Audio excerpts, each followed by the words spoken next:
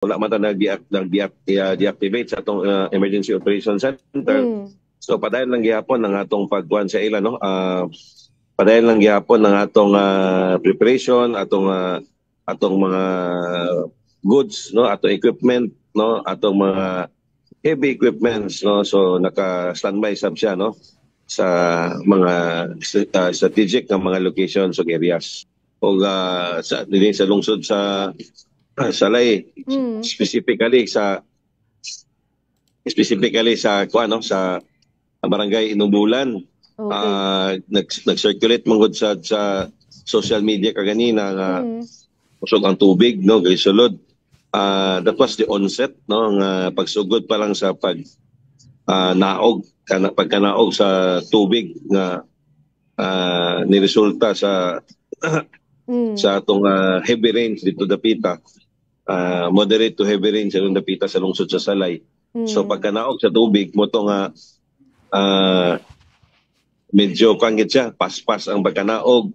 Kung imong tanawon, kuan gyud, no, alarming siya, no. Pero wala magdugay, niundang na sad ang tubig. So hopefully naman anto say wala na mosunod atong tubig, kaya mismo aton team officer sa lungsod sa Salay si Sir Kenneth Palamini man sa Tiagani kaganina human sa nag-circulate ng social media nga video nga dali naman to, sir. Di matuwa ko to na siya nagdugay, sir, o nilabay naman ang tubig. O paglabay sa tubig, niupa na sa gihapon. O gani ang yuta malamalan na magani sa uban nga parte.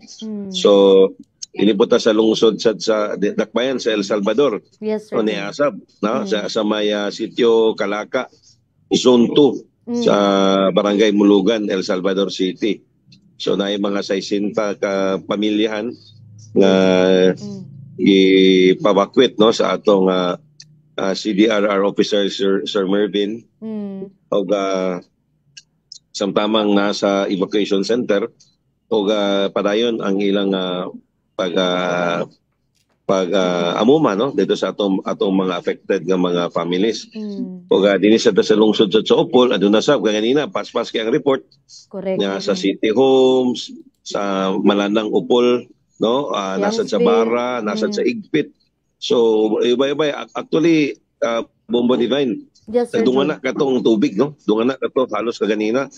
Kaya ang lungsod sa Upol o nga dakbayan sa El Salvador, sa paghatag sa report dinhi sa atong operation center, dinhi sa atong GC, nag-ingon man gid sila nga experiencing moderate to heavy rain now. Tama. So moto nga nahimong moto ni resulta, no. But hopefully nga wala na madugang niyadtong mga affected nga mga pamilya. Hopefully nga magpadayon na og hopefully magkahinay na po din ang mong bagyong si Uwan para sa taon nga luwas sa taon na atong mga kaigsunan.